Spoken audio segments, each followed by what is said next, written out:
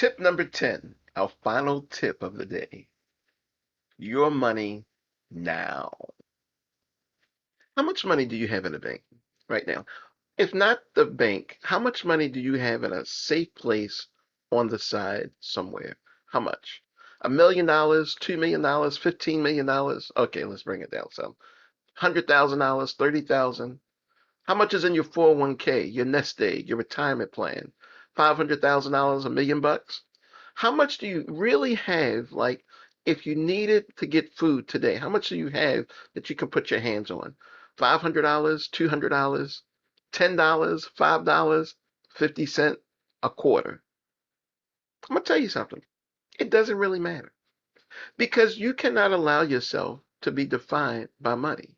Now, I want you to think back in history of any person in history you can think of that has ever lived on the earth. Any person you can think of. Who is the most influential person, man, woman, or child that you can think of that has ever lived on the earth, that's ever had 2 feet on the ground on earth? Who can you think of?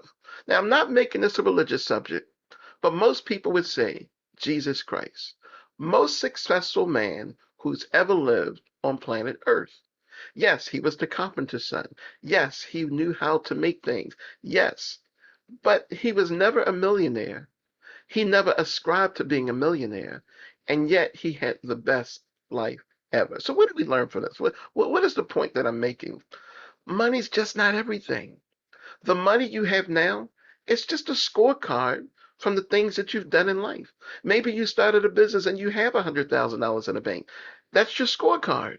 But and a score for what? The game is just the game you're playing in life. It's your game of life. And you can't jump the lane and put it in somebody else's face. So if somebody else has $10, you're no greater than they are just because you have 100,000. Because mentally, they may be content with everything that they need and that they have in life. And you can do the same thing. Some people are masterful at making money and have millions, and they are very content within their lives. Others are always striving after more. They want more and they never seem to get satisfied. You get to choose where you want to be in life and in your relationship when it comes to money. You can go out and buy yourself a financial plan and you could try to secure your money, but I'm going to tell you something. What's more real than all the money you can secure and save is love. Love in that relationship. Love is the pentacle. It's the pinnacle. Not pent. I said pentacle. I see. I'm from the hood. Sometimes the hood come out and I be messing up the words. All right. So it's the pinnacle.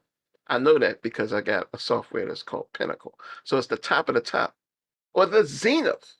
Love is the zenith of the relationship. It's the highest ground. Nothing else matters. Once you reach the top, and that is love, nothing else matters. It doesn't matter how much money you have or don't have. The point, because remember, money does this. Money goes up, it goes down. It's constantly moving.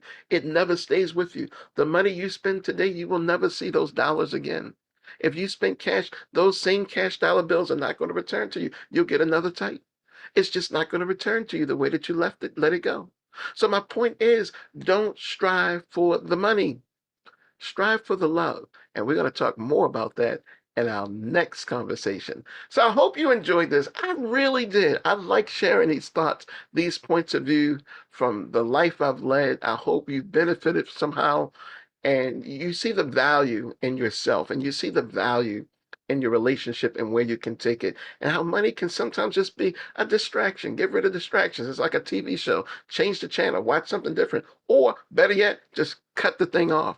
You can do these things. So listen, don't forget to like and subscribe if you like this video. Share it with your friends.